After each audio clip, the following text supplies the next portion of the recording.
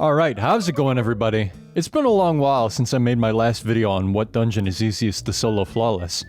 Actually, almost 2 years. So I thought I'd make an updated one for 2025, since the most recent dungeon in the last video was Spire of the Watcher. And also, it got 77,000 views. I'm surprised I haven't made another one until now. The meta has also changed, and we've gotten stronger. A lot stronger. So, enough fumbling around, let's just get into it. If you're watching this, it's probably because you're new to doing solo flawless dungeons. Lucky for you, you've come to the right place. I'm Dr. Solo Flawless Dungeons. You search up Solo Flawless Dungeon on YouTube and I'm the top result. Okay, enough sucking my own dick. Do not do Vesper's Host if you're just starting out. Do not do it. It is easily the hardest solo flawless in the game right now. And while it might not be extremely difficult for people who've done solo flawless dungeons before, new people will very likely have a very difficult time. The easiest dungeons in the game for solo flawless are without a doubt still Shattered Throne and Pit of Heresy. Compared to every other dungeon in the game, these two are laughably easy. The problem with these dungeons is that you get practically nothing for doing it solo flawless. The emblem for Pit of Heresy, in my opinion, looks like shit, and you don't even get an emblem for doing solo flawless Shattered Throne, only for solo. But still, yes.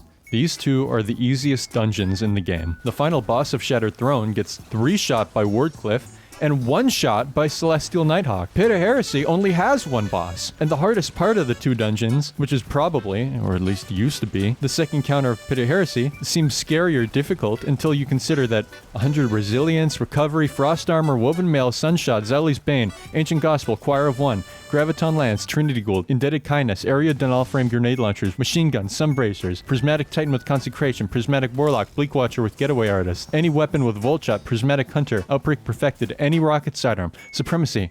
I can't even think of any more. That encounter isn't hard because those exist. I definitely left out some too, but if you want anything cool from your solo flawless, I would recommend trying Prophecy or Grasp of Avarice. But if you struggle with Prophecy or Grasp, start off with Throne or Pit. Practice with those and then come back and try. There's no harm in working your way up.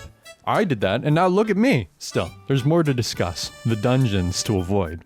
Do not do Vesper's Host or Ghost of the Deep. You will have a very bad time trying these for your first solo flawless dungeon. Vesper's Host, like I said before, is easily the hardest solo flawless in the game right now. And while Ghost of the Deep isn't as hard, it's still the second hardest in the game, and easily the least fun. Ghost of the Deep is actually so unfun to do solo flawless, I previously said I would rather eat handfuls of sand than do it, and then I did it again 3 months later.